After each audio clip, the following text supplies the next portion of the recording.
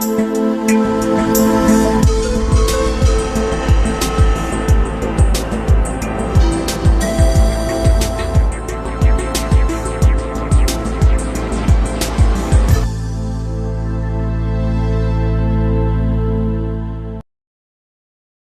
tarde a todos, que Jesus possa nos ajudar no entendimento e no desenvolvimento do assunto de hoje, que é amplo. Então nós vamos tentar focalizá-los por blocos. Nós temos 4 blocos de ideias a serem desenvolvidas nesse capítulo. O título geral é Elementos Gerais do Universo, e é o capítulo 2, exatamente, onde Kardec e os Espíritos estão nos introduzindo a formação desse cenário no planeta Terra e no universo, mas no sentido de nós entendermos a nossa situação dentro desse contexto todo. E tem 4 blocos de ideia. Primeiro, conhecimento dos princípios das coisas, do princípio das coisas. O segundo, espírito e matéria. O terceiro, propriedades da matéria. E o quarto, espaço universal. Primeiro, nós vamos ver um detalhe aqui interessante, que acontece muito com o estudo do Espiritismo. Às vezes as pessoas, na maioria por ignorância, por má informação e às vezes até por má intenção, você pega uma determinada questão isolada e você faz um carnaval com aquilo ali. Exemplo, questão 17. É possível o homem conhecer o princípio das coisas? Resposta, não. Deus não permite que tudo seja revelado ao homem nesse mundo. Por conta disso aqui, não no sentido do Livro dos Espíritos, mas da posição religiosa, quando questionados de alguma coisa que não sabiam explicar, empurravam e falavam assim, não, está dentro dos desígnios de Deus, são os mistérios que a gente não pode entender. E se alguém pegar essa questão dentro do Espiritismo e só ver essa questão separado, vai falar a mesma coisa. Aí isso serve de desculpa para não se atualizar com as informações científicas, com as descobertas, serve de desculpa para médium não estudar, porque o médium adora fazer isso, e se tiver uma desculpa dessa, melhor ainda, isso não é faculdade, espiritismo não é isso. Não, não é faculdade, não é para ninguém se formar, mas é para se informar, para ter noção real das coisas que está trabalhando e está mexendo, e que é o próprio conceito filosófico que todo mundo diz aí que é o maior problema do mundo, de onde eu vim, quem eu sou, de onde eu vim, para onde eu vou. E todo mundo aqui sabe a boa bisca que é, da onde veio e para que umbral vai. A gente sabe direitinho e sabe o que a gente tem que fazer para evitar isso ou para acelerar a ida para esses lugares. Agora falando sério, nós temos noção. E é esse capítulo que vai começando a dar noção da gente, o que a gente representa nesse universo todo. Então, uma má intenção, você pode colocar isso aqui, não temos que saber de nada disso. Vamos ficar na nossa aqui quietinho e deixar o mundo rolar. Só que na 18, Kardec vai lá e dá mais uma fustigada, que ele sabia que isso não era lógico. Então vai lá. O homem, e tem outra coisa, se pegar direitinho aqui, a resposta é ao homem neste mundo, de encarnado, e na Terra, e no momento em que estava naquela época. Ainda tem isso. Mas, quem quiser, vai jogando para dentro do seu ponto de vista pessoal e justifica essas coisas todas. Mas na 18, ele pergunta, o homem desvendará um dia o mistério das coisas que lhe estão ocultas? Aí ele abre o leque. Quer dizer, tu está falando que eu não sei, não posso saber agora, mas depois eu posso? Só pode. Vai depender do teu desenvolvimento moral e intelectual. Ou seja, nós queremos tudo, mas queremos de graça. Quando essas coisas todas, ela só vai vir na proporcionalidade do nosso desenvolvimento intelectual, que é lógico, por conta até do entendimento. Porque quando a gente fala intelectual, não é do fulano, do ciclano, não. É da própria ciência, da humanidade em conjunto, porque tem coisas que nós não entendemos. É só olhar para trás. na busca do homem pelo conhecimento. Já foi gente excomungada porque falou que a Terra era redonda. E aí? Quer dizer, em nome da ciência, se manteve alguns conceitos, talvez por orgulho, por falta de poder de observação e até por falta de instrumentos, conceitos que hoje você vê que, como é que pode alguém um dia pensar assim? Mas esse alguém que um dia pensou assim, fomos nós mesmos naquela época, envolvidos por um conhecimento geral. Então, esse conhecimento geral, ele tem que progredir também para que a gente possa alcançar outros estágios de conhecimento e de entendimento. E do moral pelo seguinte, porque não adianta, Deus não deu asa à cobra. É bem dentro desse princípio mesmo. Por que adianta você deixar ou desvendar ao homem um conhecimento de manipulação das coisas, se a moralidade está num nível muito abaixo, a ponto descobrir energia atômica. O que eu fiz com isso? Uma bomba para dizimar um monte de gente lá. Então, é nesse ponto que também é necessário a mudança interior.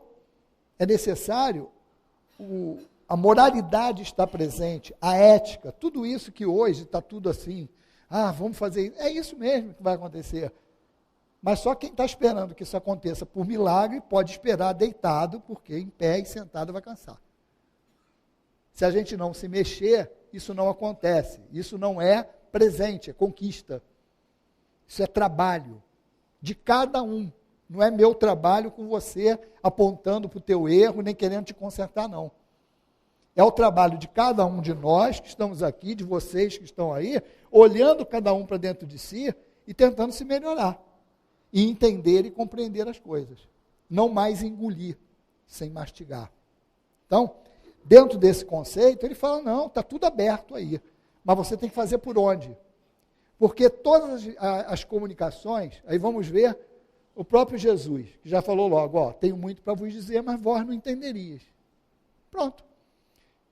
E assim também a comunicação espiritual. O Consolador prometido, a terceira revelação, muitas coisas os Espíritos não falam para a gente, e a gente tem oportunidade de um convívio mais estreito com a espiritualidade da casa, por conta dos estudos de encontro, esse negócio.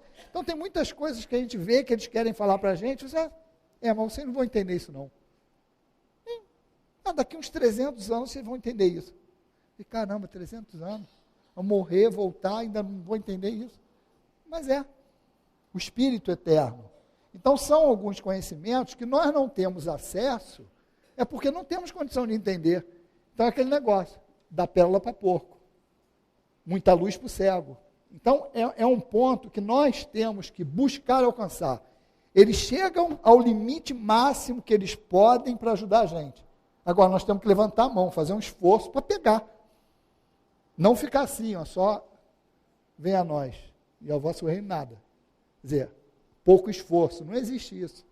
Existe busca, trabalho, processo de educação. É isso que a gente tem que buscar. Então, nesse ponto, o Espiritismo coloca e abre as portas para o conhecimento científico.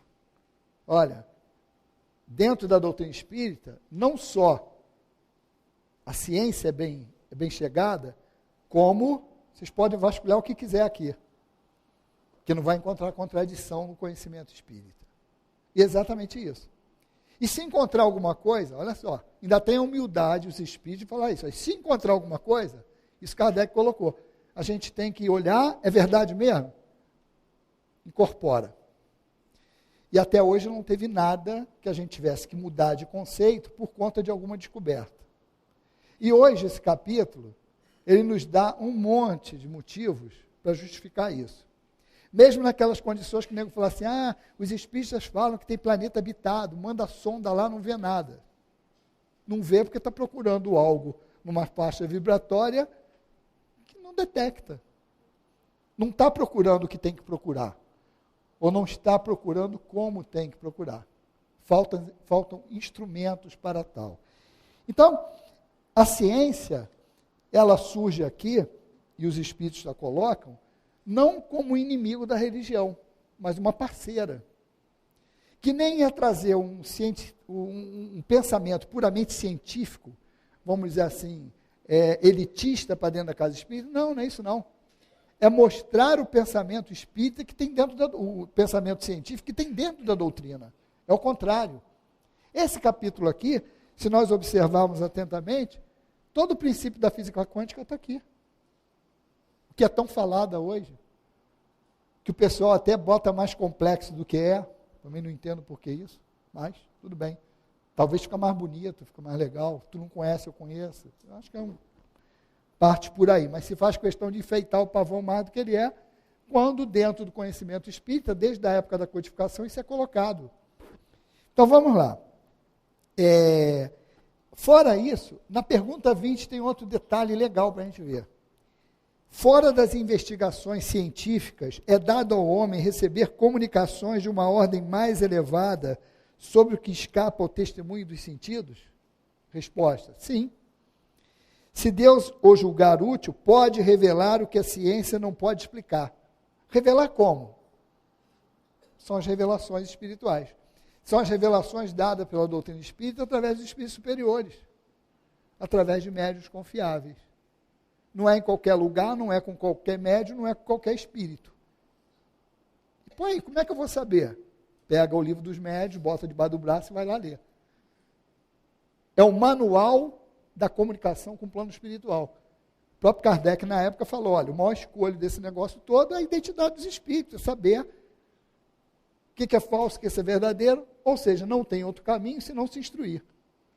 Para quê? Para poder discernir o que é certo, o que é errado, separar o joio do trigo. E a responsabilidade é de quem? De cada um de nós. O que a casa espírita pode fazer? No máximo, dar instrumentos para cada um de nós nos esclarecermos. Indicar, mas ninguém manda em ninguém. Ninguém obriga ninguém a nada e ninguém enfia na cabeça de ninguém nenhum conhecimento. Cada um tem que assumir a sua responsabilidade.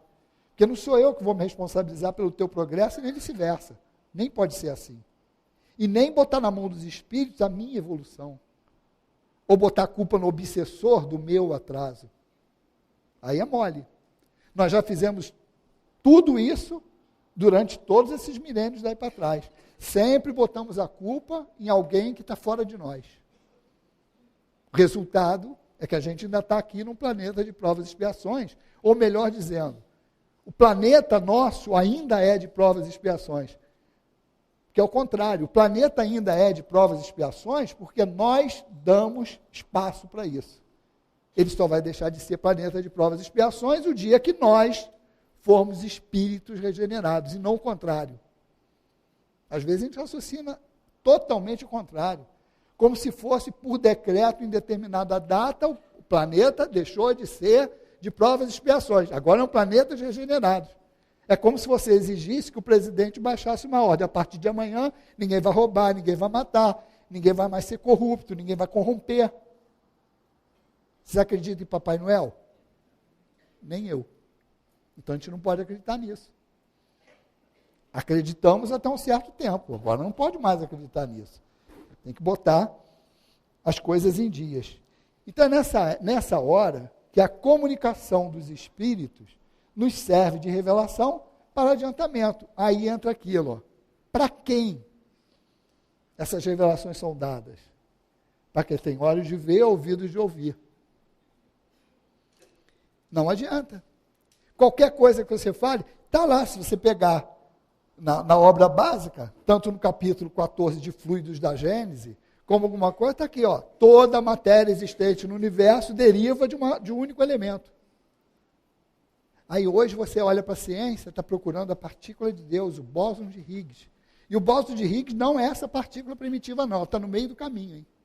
Isso aí é algo para justificar a passagem da matéria para a energia, para dar base científica à teoria que o Higgs colocou há não sei quantos anos atrás.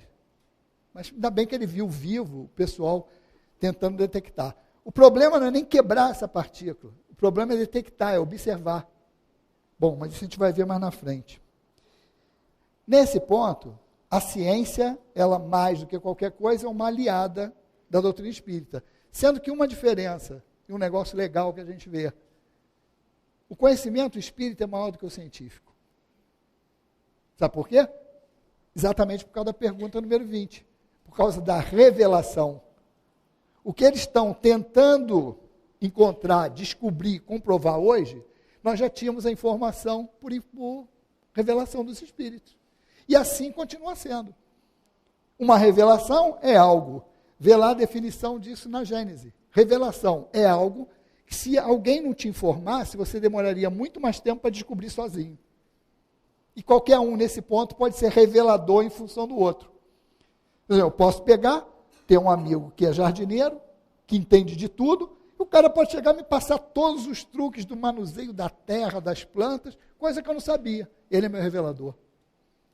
Se um lixeiro chega para mim e me dá uma aula de separação de lixo, de como eu faço para botar as coisas certinhas, para mim ele é um revelador. Ele está me dando instruções, está me passando coisas que se eu fosse buscar sozinho eu ia demorar mais tempo. E ele está me revelando. Nesse ponto é o revelador, o caráter da revelação. Então as comunicações espíritas que a gente recebe, as informações que têm esse caráter de revelação, elas muitas vezes elas não podem ser comprovadas, porque senão não seria revelação. Elas podem ser ajuizadas pelo crivo da razão nas obras básicas em que você, bom, se isso aqui é uma revelação, eu não tenho informação, mas eu pelo menos tenho que olhar aqui e não ter nada que contradiga essa revelação. Essa revelação não pode ser contradita por nenhuma base doutrinária. Por exemplo, a gente fala assim, fulano reencarnou como animal. Espera aí, tem algo aqui que diz, um espírito não retrograda. Se você já está no reino nominal, tu não pode encarnar como animal. Entendeu? Aí essa revelação seria furada. Um exemplo. Bom, tópico 2, espírito e matéria. Essa situação também é uma situação que requer um estudo cauteloso. Porque quando se fala assim, espírito e matéria, lá pela questão 27, quando ele vai fazendo perguntas, ele coloca assim, haveria sim 2 elementos gerais no universo, a matéria e o espírito? Olha a resposta, sim, mas acima de tudo Deus, o Criador, o Pai de todas as coisas. Estas 3 coisas são o princípio de tudo o que existe, a Trindade universal. Deus, Espírito e matéria. Deus, o Criador. O Espírito e a matéria-prima que ele usou para fazer tudo o que existe no universo. Por isso que a gente diz que tem coisas que o espírita pode entender sem nenhuma informação técnica, de uma maneira simples, que a ciência se descabela para descobrir. Exatamente por causa disso. Olha só, Deus, o Criador. E para fazer tudo o que existe, ele usou 2 matérias-primas, espírito e matéria. E ele vai aqui e dá uma informação adiante. Porém, ao elemento material é preciso acrescentar o fluido universal que desempenha um papel intermediário entre o espírito e a matéria propriamente dita, muito grosseira, para que o espírito possa exercer uma ação sobre ela. Nisso aí, pode dar a entender para alguns apressadinhos que existe uma outra coisa além de espírito e matéria, que é uma coisa intermediária. Só que é o seguinte, quando ele fixa a Trindade universal, é fácil de você ver. Deus, deixa ele lá no céu, que a gente já viu que a gente não vai entender agora. Para nós entendermos Deus, é assim, Deus está lá. Quando que nós vamos entender Deus? Ou em que passo nós vamos entendendo Deus? Os Espíritos falam, à medida que você vai evoluindo como espírito, intelectualmente e moralmente. Então, meu amigo, eu não posso entender isso agora. Estou muito furos abaixo. Deixa ele lá. É o Criador. Está lá. Criou tudo que existe no universo. Ah, não, mas foi o Big Bang, que o choque de partículas. Está legal. E quem criou as 2 partículas que se chocaram? Então, espera aí. Nem a teoria científica existe sem você levar em conta que houve um Criador. Porque se chocaram. Houve choque. Pelo menos 2 coisas. E que? 2 coisas que existiam. E quem criou essas duas coisas que existiam? Aí você vai falar assim, Deus criou tudo. Já existia matéria anteriormente a Deus? Não, Deus que criou. Não, mas Deus criou a matéria desde que ele começou a existir? Aí o Espírito fala assim, olha, pela lógica sim, porque Deus não parou de trabalhar, então não entra na minha cabeça um Deus ocioso, então ele sempre criou. Mas tá legal, e quem criou Deus? Entendeu? Chega no limite. O que a gente tem que meter na cabeça é o seguinte, aonde está o meu limite? O meu limite está que tem um Criador. Se eu quiser até entender como ele criou esse negócio todo, tem um caminho simples. Jesus, que é o Deus da Terra. Jesus é quem gerencia o planeta. Está lá em caminho da luz. Recebeu essa bola incandescente quando desprendeu do Sol e fez isso tudo que está aqui. Dentro da ideia de André Luiz, em Evolução em Dois Mundos, ele é um co-criador em plano maior. Então, peraí, Deus criou o universo todo. Eu não sei como, o nego fala que é pelo pensamento, foi pela vontade. Ele quis e se criou, beleza, é o pensamento influenciando a matéria. Mas eu tenho próximo aqui um exemplo que Emmanuel trouxe, que é o modelo para nós, que é Deus, que é o Jesus. E que tem todo o mecanismo de ajeitamento do cenário, condução das formas. Ele não criou o espírito, mas aí tem. O que é espírito e o que é matéria? Matéria é o princípio material do universo que, individualizado, dá origem a todas as formas materiais existentes no universo. Ponto. Espírito. Espírito é a individualização do princípio inteligente, que é outra matéria-prima que existe. Então Deus, deixa ele lá no canto, quietinho. Deixa ele lá. Princípio inteligente e princípio material. Aí nós temos que analisar isso em duas correntes. São as duas matérias-primas que ele usou. Aí você quer saber assim, caraca, esse fluido universal é matéria? Aí eu pergunto para você, ele é espírito? Não. Então ele é matéria. E por aí vai. Qualquer coisa que te perguntarem, se aquilo não for Deus nem espírito, é matéria. Simples assim. Simples. Para que complicar? Espírito é o princípio inteligente do universo. Está lá. Agora, isso começa simples e ignorante, através de reencarnações e junção com a matéria, que precisa intelectualizar a matéria. O espírito vai melhorando a matéria e a matéria vai dando condições do espírito evoluir como princípio inteligente. Passa nos reinos inferiores, chega individualizado como espírito. E aí o domínio dele sobre a matéria é maior. Nesse sentido, foi construído um corpo, que é a página inicial de Kardec. Teve um corpo. Cada planeta tem uma evolução. E cada planeta tem a construção de um instrumento que vai servir ao princípio inteligente para ele evoluir. Aí, como é que esse corpo é igual em tudo quanto é planeta? Não. Em cada planeta, ele é o necessário para que aquele espírito evolua e é tão complexo quanto aquele espírito que está ali. Então, você vê que um corpo, ele tem a complexidade compatível com o espírito que é dono dele. E ele diz na página inicial, o espírito chega a um ponto que ele aperfeiçoa esse corpo, porque transmite para esse corpo a organização dele. Aqui ele não fala, mas é através do perispírito. É através do corpo espiritual que ele transfere isso. E vai, nesse vai e vem, morre, renasce, morre, renasce, morre, renasce, que você vai aperfeiçoando as formas. Então, para olhar o crescimento do corpo, falando de ser vivo, você olhar numa linha paralela ao espírito. É você olhar aqui o melhoramento de um carro, que André Luiz chama de um carro fisiológico, desde os reinos inferiores até o reino animal, o reino nominal. E o espírito, o princípio inteligente, evoluindo e ficando complexo, e habitando temporariamente um veículo desse, que é proporcional ao seu grau de complexidade. Se você tem um princípio inteligente simples, é claro que o corpo dele vai ser simples. E você vai passando de reinos.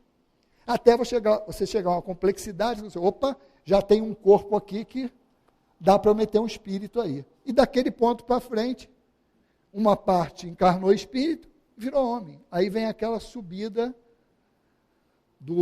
saída do macaco. E o outro que continuou recebendo o princípio inteligente, continuou macaco, e por aí vai. Esse é a página inicial de Kardec da união do princípio espiritual à matéria. História do corpo. Mas vamos voltar para a condição do espírito da matéria aqui. Essa condição da matéria, que ele fala do fluido universal, porque ele está dizendo assim, temos que voltar também a cabeça para aquela época e ver o conhecimento que se tinha. Quando se fala assim, uma matéria, estava falando do corpo, da madeira, do concreto, de tudo. Mas você fala assim, bom, tem um espírito. Como é que esse espírito vai se comunicar com a matéria? Ele tem que ter um intermediário aqui. Só que no desenvolvimento desse capítulo, ele fala assim, olha, tudo que se origina, ou toda a matéria que existe no universo, ela tem origem em um negócio só, em uma partícula sutil, em uma partícula primitiva. Deixa eu ver se eu acho isso aqui.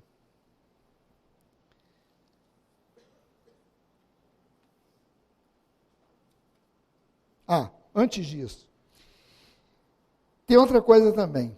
Na 22, era a definição de matéria naquela época. Kardec pergunta para os espíritos. Geralmente define-se como matéria o que tem extensão, que pode impressionar nossos sentidos, o que é impenetrável. Estas definições são exatas? Olha a resposta. Do vosso ponto de vista, é exato. Porque não falais senão do que conheceis. Mas a matéria existe em estados que vos são desconhecidos. Ela pode ser, por exemplo, tão etérea e sutil que nenhuma impressão cause aos vossos sentidos. Entretanto, é sempre matéria, mas para vós não seria. Então ele dá uma limitação. Existe a matéria densa, existe o espírito que não é matéria. Não é matéria. E para unir esses caras que não é nem matéria a isso que é matéria densa, tem uma matéria intermediária. Por isso que ele chama de matéria uma espécie de matéria. Resumindo, tudo que existe no universo deriva do chamado fluido cósmico universal. Eu tenho no outro extremo a matéria densa. E aqui entre essa matéria mais sutil que existe e essa matéria densa, tem várias estruturas que são proporcionais às forças existentes no universo. Se você perguntar isso hoje, a ciência já não define matéria como eles definiam naquela época. Não é o que te impressiona, porque hoje a definição já é outra. Matéria é energia, porque matéria é energia em ciclo fechado e energia é matéria em ciclo aberto. Então, a questão é da estrutura da matéria, da aparência que aquilo te dá. Então, para nós, hoje é mais fácil entender pela própria evolução da ciência. Aí você olha essa experiência lá do acelerador de partículas do CERN. Quem tiver internet e tiver curiosidade de ver isso, bota lá CERN, que você vai cair dentro do site com um monte de informações sobre o acelerador de partículas. Se quiser, pode botar também assim, bóson de Higgs, ou então a partícula de Deus. Parece um monte de coisa. Aí você vai ver aquele túnel. E outra coisa, não sei se estão aqui, mas muitas pessoas aqui tiveram a oportunidade de ver esse estudo que nós fizemos há 2 anos atrás, na sessão Atualidades aqui. Que o título que nós demos foi exatamente isso. A busca da partícula de Deus. E nós demos tanta sorte na época, que aquele acelerador ia ser inaugurado, parece que em março, houve um problema no sistema de detecção, eles inauguraram exatamente em setembro, nós fizemos o encontro em outubro. E a gente dava com o material todo para falar daquilo ali. Exatamente por quê? Porque aquilo ali, essa experiência, é a comprovação dessa teoria espírita, teoria entre aspas, que tudo deriva de uma partícula primitiva. Então, o que eles estão fazendo? Eles estão pegando as estruturas atômicas, estão acelerando, mais ou menos tem 28 quilômetros, que já tem 2 anos ou 3 isso, eu não me lembro dos dados todos, mas acho que é 28 quilômetros de diâmetro, que é um túnel subterrâneo, que pega na França e Suíça. E aquilo ali se desenvolve uma velocidade grande, botando prótons e elétrons, as partículas do átomo, para se chocarem, com campo magnético, com eletricidade, várias coisas para acelerar mais isso, e pega, quando essas partículas se chocam, aí você imagina um carro vindo de um lado, um carro vindo do outro e bater. Sai pedaço para tudo quanto é lado. É exatamente isso que eles querem. Quebrar as subpartículas. Mas o problema não é quebrar. O problema é enxergar o que quebrou. O maior calo desse projeto é exatamente no sistema de detecção. O sistema Atlas e o outro que eu não lembro o nome, que é justamente onde vai haver o choque e eles estão focalizando. Para vocês terem uma ideia, para não achar que a gente está voando, chamando conhecimentos científicos, o microscópio. Ninguém achava que existia micro-organismo antes do microscópio. Né? Hoje, o pessoal que estuda microbiologia é uma desgraça. Se tu meter o dedo na comida deles, eles não comem. Cansei de ganhar sobremesa dos meus colegas de trabalho assim. Porque o cara vê no microscópio o mundo de bactérias que tem ali. Então o cara fica impressionado. Mãe que estudou microbiologia, então, meu Deus do céu, se a chupeta cair no chão, lava, esteriliza, mas tudo isso no primeiro filho. No segundo dá uma lavadinha, no terceiro sopra, e no quarto faz assim, enfia na boca. Vai perdendo. No começo é cheio de frescura, porque lembra de tudo. Depois, meu amigo, o cara vai lá, vai. Às vezes, eu nem pensa no que faz assim, ó, joga um monte de bactéria na chupeta e enfia na boca da menina, da criança. Sopra e... Pior troço que tem é isso, né? Soprou, botou um monte de bactéria ali, enfia na boca da criança. Mas é para criar anticorpos, não tem problema não. Mas você vê, enquanto não viram aquilo, achavam que não existia. É a mesma coisa. Essas partículas, quando se chocam, elas estão ali. Mas eu não tenho um aparelho capaz de detectar a sutileza dessa partícula. E é isso que eles estão batalhando para encontrar o resultado. Além disso, dura bilionésimos de segundos esse negócio. Aparece e some. Por quê? Porque não é uma estrutura estável no nosso planeta. Nosso planeta é um planeta ainda mais material. Essas coisas mais sutis não têm estabilidade para a gente. Então a gente não consegue detectar, o que não quer dizer que não esteja lá. Você vai falar assim, você é cientista? Eu vou responder não. Você pesquisa isso? Eu falei não. Então como é que você sabe disso? Porque eu leio a Gênese.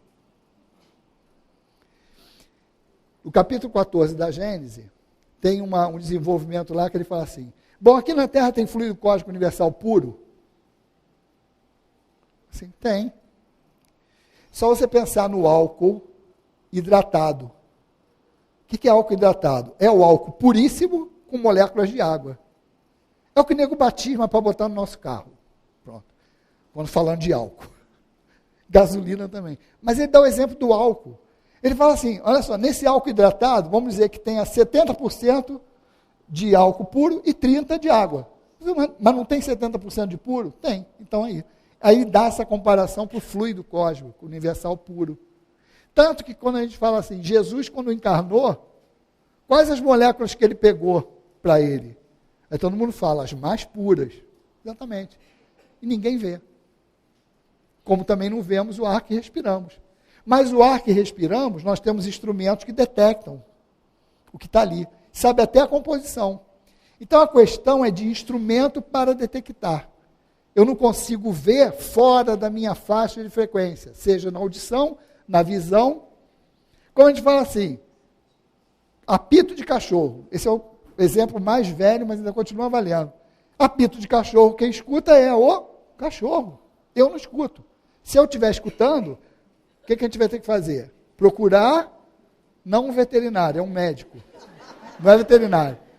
Mas se você está escutando, tem alguma coisa errada, porque está fora da minha faixa vibratória. Por que todo mundo não vê espíritos, só médium vidente? Porque o médium vê com os olhos da alma. Há um desdobramento, ou alguém melhora a visão dele, quer dizer, aumentam a capacidade de percepção dele para ele ver um espírito desencarnado, que na verdade está vendo o corpo espiritual daquele espírito. Mas ninguém vê. Por quê? Porque eu tenho uma faixa. Essa matéria sutil, exatamente o que diferencia ela da densa, é que ela está numa faixa vibratória mais alta. Por quê? Porque ela é formada de partículas mais sutis, dessas subpartículas. E aí entra um negócio interessante. 20. Tá. Quando você fala assim, sobre o espírito, e que muita gente fala assim, mas espera aí, o espírito não pode ser a matéria modificada? Se for, não é hora para a gente saber disso. Porque se fosse isso, ele não definiria 3 elementos no universo. A trindade universal, Deus, Espírito e Matéria. Pode ser? Pode que esse princípio material, depois de receber uma ajustada, mude e vire uma matéria chamada elemento espiritual. Só que, se assim fosse, eles falariam. E se não falaram, agora não interessa muito para a gente. Se eles colocaram que são separados, então são coisas diferentes. E nesse desenvolvimento aqui, ele diz, ele fala assim, ó, o que é espírito? O princípio inteligente do universo. Então, o que tem de comando, o que é inteligente no universo, é espírito. Desde que individualizado, mas começa como elemento espiritual, com a natureza íntima, ou seja, com a constituição. Não é fácil analisar o espírito com a vossa linguagem. Para vós nada é, porque o espírito não é uma coisa palpável, mas para nós é alguma coisa. Sabei o bem. O nada é coisa alguma, e o nada não existe. Tem outra visão aí. Para eles, do plano espiritual, quando ele fala em espírito, ele está vendo o outro, mas o outro está revestido com corpo espiritual. Tem um veículo de relação. Então não é uma fumacinha, como você fala assim, morreu, virou fumaça. Não virou fumaça nada. Se tem corpo carnal, tem corpo espiritual. Então a gente mantém uma organização, é alguma coisa. Essas informações relativas também têm que ser analisadas relativamente. A visão do espírito, ele vê algo concreto. Como ele fala assim, fluido. Pô, você faz assim, mas se você não prestar muita atenção, não tiver convicção, você vai achar que está só abanando o paciente. Não, mas sai alguma coisa daqui. Mas eu não vejo. É porque eu não vejo, não é sinal que não tenho. Aí os espíritos falam assim, olha, se quiser entender isso aí, observa o fluido do ímã, que ninguém vê, mas você vê a ação. Quer dizer, quando tu dá passe, tu não vê um fluido aqui atraindo a pessoa. Mas quando você pega o ímã e bota na geladeira, tu sente a força que está ali atraindo. Opa, é isso que eles falaram. Olha para esse fluido aqui, tu não vê nada, cara, mas tem uma ação. Agora, esse fluido, a atração, o magnetismo que você está, ela não é suficiente para deslocar o outro. Em alguns casos, sim, efeitos físicos e tal, mas isso é outro negócio. Mas estou falando, o fato de a gente não ver, não quer dizer. Agora, a gente sabe, pela consequência lógica das coisas, que isso existe e que é assim. Então, aí ele fala, o espírito é sinônimo de inteligência? Não, inteligência é o atributo do espírito. E você já começa a desenrolar o negócio. Então você tem essa individualidade que se formou saindo do simples ignorante e que em contato com a matéria, ele faz com que essa matéria pareça inteligente. Mas a matéria, ela reage à ação do espírito. Como o Leon Denis fala, o espírito pensa, o perispírito transmite e o corpo faz. Mas o fato do corpo estar fazendo alguma coisa aqui, não quer dizer que o corpo seja inteligente. Ele está refletindo a inteligência do espírito, da alma. Eu morri, esse corpo vai dançar, ficou, do pó vieste ao pó retornarás, porque é a matéria do planeta. Agora, eu desencarnado, vou continuar fazendo as mesmas burrices, ou os mesmos atos inteligentes desse espírito, essa alma que está aqui. Agora, qual é o meio de relação, o veículo que ele vai se comunicar? Corpo espiritual. E você vai ver aquilo ali. Então, todos esses envoltórios temporários do espírito são veículos de expressão. Na realidade, tudo que tem intelectualidade, moralidade, provém do espírito. Simples. Não vamos complicar isso. Agora entra na parte mais... para a gente ter um entendimento do que seja isso e como ele coloca, e ver como que é complexo. Esse fluido seria aquele que designamos sob o nome de eletricidade? Quer dizer, ele está querendo entender que fluido sutil é esse, que liga o espírito, a matéria, esse fluido universal, esse negócio. Ele fala assim, olha, dissemos que ele é suscetível de inúmeras combinações. O que chamais fluido elétrico, fluido magnético, são modificações do fluido universal, que não é propriamente falando, senão uma matéria mais perfeita, mais sutil e que se pode considerar como independente. Depois ele faz uma pergunta assim, eu posso chamar isso de matéria inerte, matéria inteligente? Chama do que tu quiser, desde que você entenda. Tá? Fechou a situação. Eu estou sendo mais objetivo por causa do tema, mas ele falou mais um negocinho aqui. Mas na verdade ele está falando assim, cara, chama do que tu quiser, tu entendeu o que é? Às vezes a gente se prende em palavras. É matéria inteligente, é matéria... Não, um é matéria e o outro não é matéria. Pronto, acabou. Entende assim, é mais fácil. Por isso que os Espíritos falam, a vida é simples.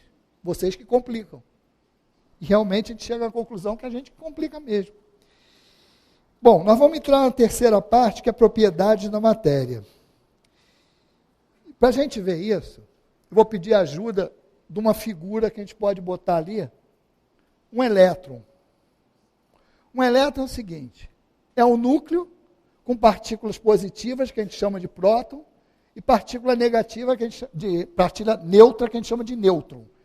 E em volta, aqueles que estão circulando em torno do núcleo, elétrons que têm carga negativa.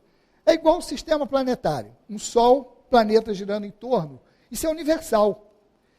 E André Luiz fala para a gente o seguinte, evolução em dois mundos, que mesmo quando ele fala de pensamento, e ele fala que pensamento é matéria, uma matéria muito sutil, mas é matéria ainda, ele quer dizer o seguinte, ele fala assim, olha, por falta de nomenclatura, eu vou chamar de elétron mental, próton mental e nêutron mental, átomo mental.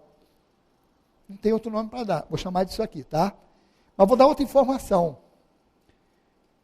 Ou aqui, na matéria densa, ou no plano espiritual, em qualquer lugar que você tiver, a matéria sutil ainda é um núcleo positivo com partículas negativas girando em torno. Acabou. Então ele está falando o seguinte, eu vejo algo aqui, uma estrutura atômica. E eu vou ver isso aqui. Isso está de acordo exatamente com o que a gente vai ver na questão 34 e 34A, que diz o seguinte, as moléculas têm uma forma determinada? Resposta, sem dúvida. As moléculas têm uma forma, mas que não é apreciável por vós. Quase que eu falo o texto errado, que eu estou acostumado a ler. Nós fizemos esse material, ainda não tinha nossa edição, então eu gravei a da FEB.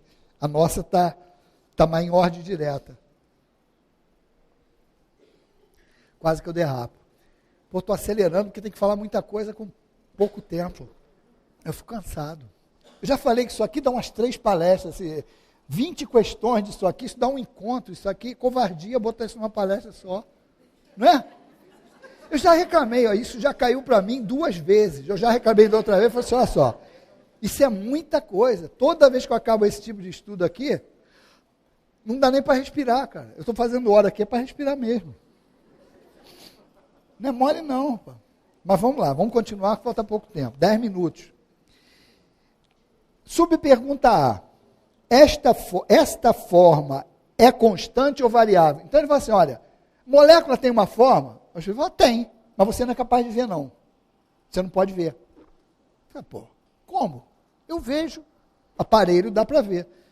Ele fala assim, ó, mas esta forma é constante ou variável? Olha a resposta. Constante para as moléculas elementares primitivas, porém variável para as moléculas secundárias, que são, elas próprias, somente aglomerações das primeiras, pois o que chamais de molécula está longe ainda da molécula elementar. Olha só, sabe o que é isso aqui? É o projeto do acelerador de partículas. O que você pensa que é molécula, é a aglomeração da molécula elementar. Se vale para a molécula, vale para o átomo que nós vimos ali. Não precisa mostrar de novo, hein? Já combinamos de falar, bota o átomo. Não, eu já falei, bota, tira. Senão toda vez que escutar átomo, bota o átomo. Não, ensaiamos direitinho. O cara vai ver assim, olha, se vale para a molécula, vale para o átomo. O que os caras estão fazendo? Eles estão partindo dessa teoria. Tem uma partícula primitiva. Só que André Luiz ainda falou assim para a gente, como é que vai ser essa estrutura mais primitiva quando a gente achar? André Luiz já falou assim, ó, vai ser um elétron elementar girando em torno de um núcleo elementar, que vai ter um protoelementar e um neutro elementar. Pronto. Que nome vai ter isso? Sei lá, depende do que esses caras vão botar. Chamam de quartzo, não sei quanto. Um monte de nome. Cada quebra que os caras têm, eles botam um nome. Então, eles estão aqui. Aí a gente fala assim, ó, vamos simplificar isso. Quer ver? Vamos para a cozinha. Um bolinho de arroz. Aquele que as sogras fazem na primeira visita do genro. Arroz papa. Tipo, ver assim, vou ver se esse cara gosta da minha filha mesmo, está aqui só para... Fez a prova do arroz papa. Aquele arroz papa, aquele bolinho de arroz, que hoje, mais modernamente, a gente pode imaginar que é aquele que bota no sushi. Aquele meladinho gostoso. Está lá. Mas vamos lá para o teste do genro. Bota no prato do cara aquele arroz, unidos venceremos. Aí o cara fala assim, ó, o que você pensa que é uma molécula, não é uma molécula. É a aglomeração da molécula elementar. Então, olha só, substitui molécula por bolinho de arroz, papa. E partícula elementar pelo grão de arroz. O que esse acelerador de partícula faz? Exatamente como o genro, que respeitoso, com medo da sogra e querendo ter a simpatia da futura esposa, pega o garfo e, assim, sutilmente vai amassando até ele descolar aqueles grãozinhos de arroz para ficar algo que ele consiga comer. E tem que comer com uma cara de satisfação. Então, esse é o processo do acelerador de partícula. Pegar um bolinho de arroz, amassar com um garfo até encontrar o grão. E esse grão vai ser formado, o átomo, a estrutura do átomo elementar, vai ter um protoelementar e um neutro elementar no núcleo, e um eletroelementar girando em torno, ou seja, o equivalente do átomo de hidrogênio que a gente tem como sendo uma matéria simples. É isso que eles falam, bicho, olha só, o que vocês pensam que é um elemento, não é um elemento. Isso aí já é uma aglomeração de um monte de coisas. O fluido cósmico universal é a matéria mais pura que tem no universo.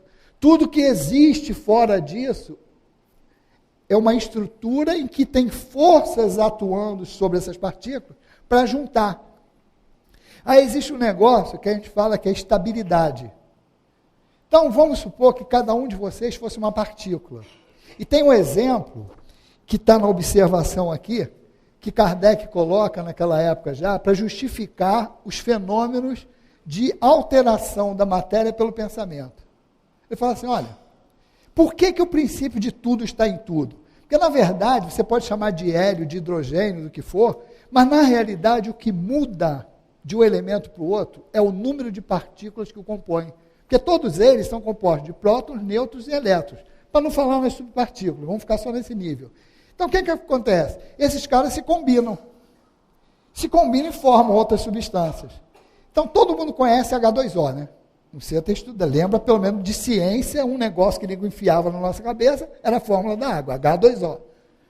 Então, tem H2O, 2 átomos de hidrogênio, 1 átomo de oxigênio. Aí você fala assim, saudável, né? Até bebi aqui, vou beber de novo, para aguentar mais 5 minutos nessa velocidade. E tem algo que o pessoal aí, meio lourinho, com pelinho louro, usa chamado água oxigenada. Que aquilo é H2O2. Então, olha só, algo que é extremamente saudável, formado de hidrogênio e oxigênio, e algo que é corrosivo. Para quem não sabe, a água oxigenada é corrosiva. É porque se usa numa concentração para essas aplicações e tal, bem diluída. Mas antigamente, aí o pessoal vai se caguetar, água oxigenada era usada em machucado. Quando você se arranhava todo, aquele troço, ficava inflamado, a gente pegava água oxigenada, se eu não me engano, 20 ou 10 volumes, jogava em cima e espumava. Sabe o que era aquilo? Estava destruindo as células que já estavam mortas. Aí saía aquela espuma, era oxidação. Então, água oxigenada concentrada, se você tomar, e na época eu trabalhava, nem trabalhava, eu fazia estágio num laboratório, que o pessoal botou água oxigenada num litro branco leitoso. E, coitado, o rapaz que ia no final de semana limpar, pensou que fosse água, bebeu. Corrosão. Levou direto, a sorte é que levaram a tempo e deu para jogar tudo para fora e não corroer tantas coisas. Porque faz um buraquinho só isso, faz um buraquinho. Se deixar a água oxigenada concentrada aqui, faz um buraquinho nas células boas. Ela, com concentração mais diluída, só pega as ruins, mas forte, arrebenta tudo. Então você vê, o que mudou entre água e água oxigenada? Somente a proporção dos elementos que a compõem. Eu botei um átomo a mais de oxigênio. Olha como é que mudou completamente as características físico-químicas dela. Então a matéria, a propriedade da matéria, ela está ligada a essa estrutura. Então, de repente, o cara vai falar assim, bom, como é que eu vou descobrir isso? O cara chega e faz uma modificação do fluido. Por quê? Porque o pensamento, ele atua naquilo ali, e ele desestrutura aquela formação e forma outra. Ele dá uma característica. Então, o pensamento manipula, não essa matéria densa que a gente tem, quando estou falando da água oxigenada, mas a matéria sutil, porque, na verdade, eu tenho no extremo fluido cósmico universal puro, e no outro extremo, matéria densa. E nesse intermédio aqui, várias estruturas de matéria. Então, quando eu chego por aqui, mais ou menos, eu tenho as que são afeitas à vida da Terra, eletricidade, fluido magnético, essa coisa toda.